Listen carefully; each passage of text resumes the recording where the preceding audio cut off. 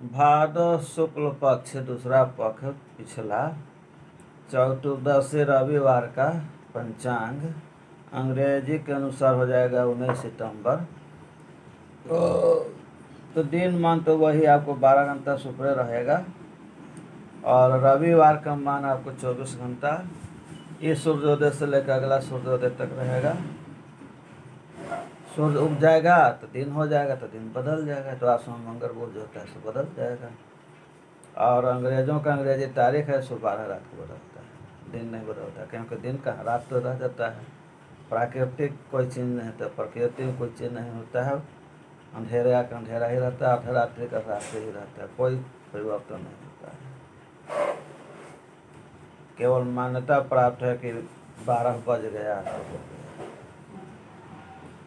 लेकिन दिन जो हम लोग का होता है और दिन होने पर ही दिन बदलता है। यानी कि जब तक सूर्य नहीं उगते हैं या सूर्य किसी कारण से बादली में छिप गए बादल में, है ना, तो सूर्योदय टाइम दिया हुआ रहता है कि 6 बजे सूर्योदय हो जाएगा या 6:15 में होगा या 4:45 में होगा। तो उस सूर्योदय के टाइम के अनुसार दिन की गिनती हो गया, कितना बज गया तो सूर्योदय आकाश में हो ही जाता है, 9-10 वक्त में आकाश सूर्योदय हो जाता है। अब भले ही सूर्य न दिखाई दे वो एक अलग बात है, और बादल में छिप जाता है तो इसका, क्योंकि आपके यहाँ छिपता है कहीं दूसरी जगह से तो दिखाई देता ही है।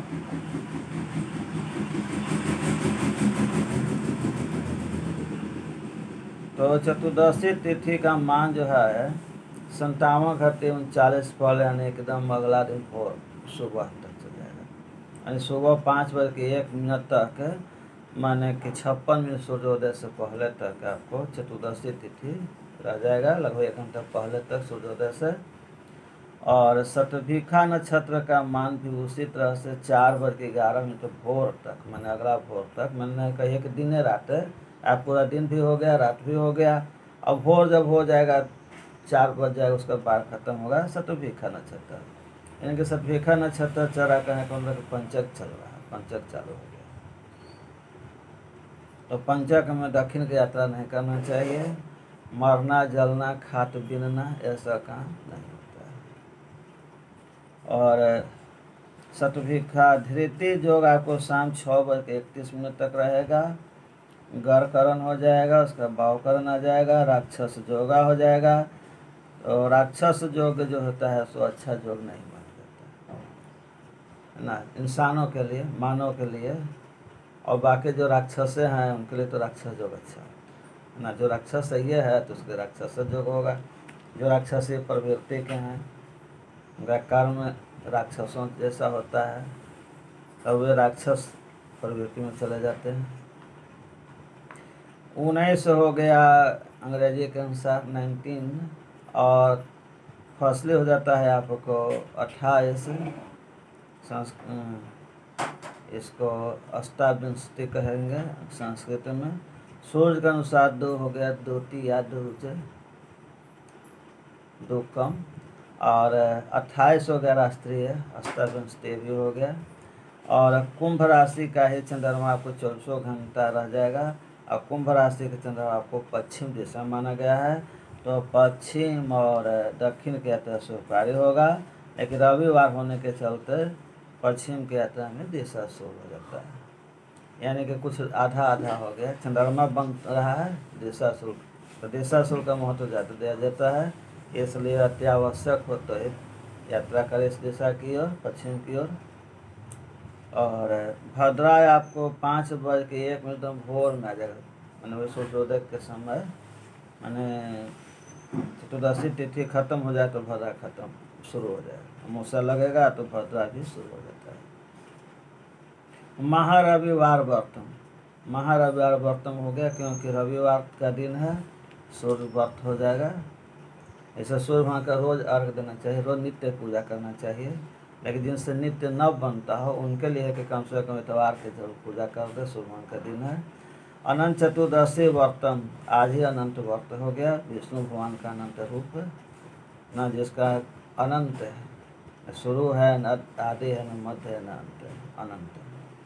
मध्याह्ने अनंत भगवान पूजनम, कथा शरणम अनंत धारणम च, मध्याह्ने माने कि अनंत वर्ग का महात्म दोपहर काल का दिया गया है।